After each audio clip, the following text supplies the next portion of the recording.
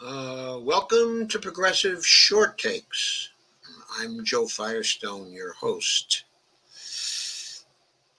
So, news broke today about, or did it break yesterday? I forget. Anyway, we'll find out in just a minute.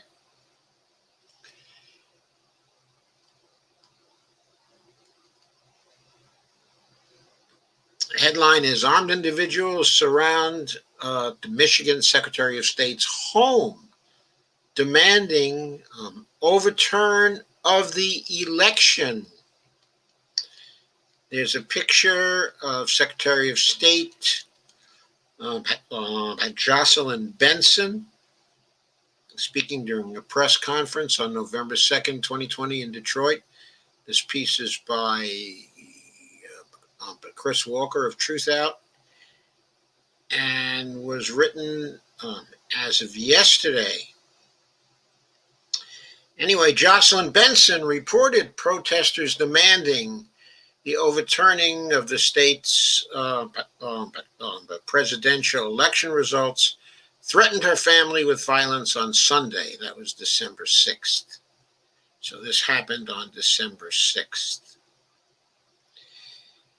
She said dozens of armed individuals stood outside her house, quote, shouting obscenities and chanting into bullhorns their demand for her to use her powers as Secretary of State to overturn the will of the electorate, which voted in, I might add, the heavy majority for Joe Biden over Donald Trump in the 2020 presidential election. The protests began just after she and her 4-year-old son had finished decorating the house for Christmas. We're about to watch a movie together. That's a little local color. Okay, but getting to the point, okay, I think that people have the right to go to an official's home, okay, in order to demonstrate. That falls under freedom of assembly. I think while they're there, they have the right to freedom of speech. They do not have the right to speech, but to attempt to intimidate the office holder to do a particular action. They can protest against an impending action of the office holder. They have no right to threaten. They have no right to intimidate. And in my view, they have no right to carry arms to the assembly because the appearance of armed individuals is itself intimidating and goes beyond simple speech. I know the Second Amendment but guarantees the right to keep and bear arms. There is no argument about that. That is a constitutional right, okay, in my view.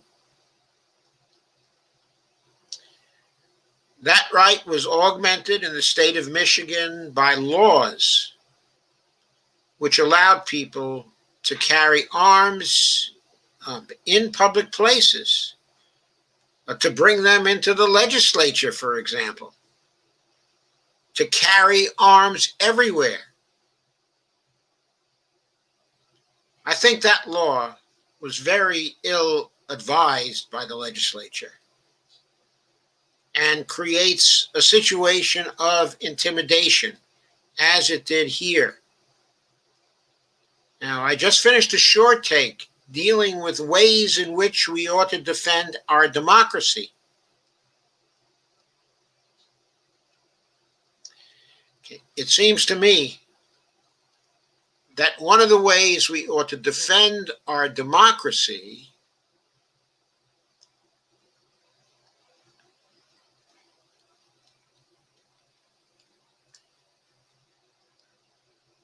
is to stop the intimidation of elected officials by armed individuals.